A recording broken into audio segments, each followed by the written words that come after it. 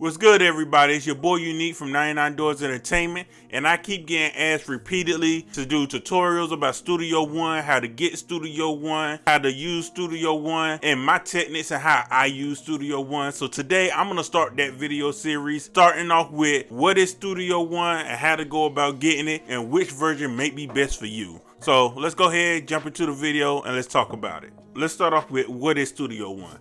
Studio One is a DAW, a digital audio workspace. It's where you record your music, it's where you make your beats, it's where you record your vocals. That's what you work in when you're on your computer. Studio One got 3 different versions. The Studio One Artist, the Studio One Professional, and Studio One Plus. Studio One Plus is a subscription model. You have to pay either monthly or yearly for that. And then this Studio One Artist and Professional is only a one-time payment for that. But we're gonna go over each one by one, starting off with Studio One Artist. Okay, now we're here on the PreSonus website and we're looking at Studio One Artist first. Now, as you can see, this comes with everything you need to get started with your music, with your production, with your recording of songs. It comes with your VSTs, everything you need to get started. And don't have all the bells and whistles and all the extra stuff that professional have. But if you just getting started and you just getting into your music production journey or your artist journey, you really don't need all that extra stuff. And it's only gonna distract you and stop you from making your music in the first place. So this right here, I feel like for 85% of people, this right here is all you really need.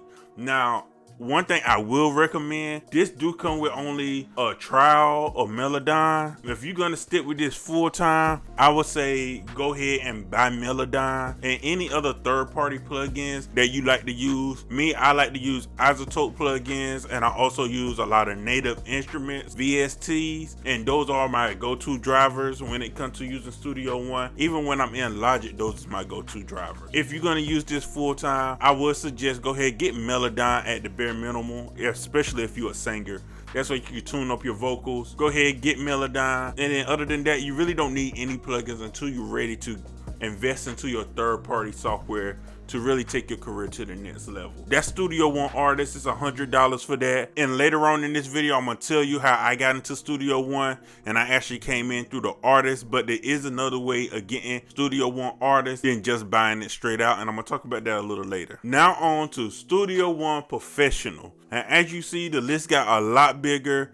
The features is a lot more. It can do a lot more. It do everything that Artist does, and then it do more. You get more plugins, you get more VSTs. It's not really important, but you do get those. The biggest difference between the Artist and the Professional, besides the price, is the fact that if you get the Professional, you also get the project window, which is good for mastering. If you're not doing any mastering at all on your songs, or you only mastering one song at a time, then you good with just the Artist version. Honestly, do not spend the extra money on the Professional version. That's just my recommendation. I feel like the 15% of people that do a lot of mastering, do a lot of maybe scoring for movies and stuff like that, scoring for video games, maybe you need a Professional version. The Professional version will help you out a lot.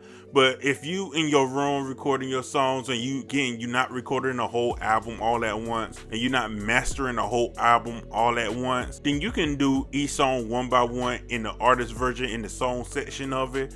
And that's it. That's all you really need. I feel like the Professional version is not necessarily a need. You really don't need to go get it. But if you want to get it, then go ahead and get it. It's $300 for Professional version. And again, like I said, the Artist is only $100, and you get everything that you need to get started with your music. But if you want that extra oomph, them extra bells and whistles, and you got the $300 to spare, you can go ahead and get the Professional. Okay, and last but not least, we got Studio One Plus. It was called Studio One Spirit, but they changed the name. The name change do make sense because it's easier to remember Studio One Plus than other Studio One Spirit. So Studio One Plus, you get everything that you get with Studio One Professional. You get all the plugins. You get the latest version of Studio One. So if you got this and they upgrade the Studio One 7 tomorrow, you would get that for free. Well, not for free. You get it with the subscription. And again, it's $20 a month, or you can go ahead and pay $180 for the year. This is actually what I'm doing right now. I'm actually on the Studio One Plus. You also can collaborate with people that also use Studio One. It's easier to send sessions back and forth with those other people. To me, I haven't found much use for that. I only work with like a few other people that work in Studio One,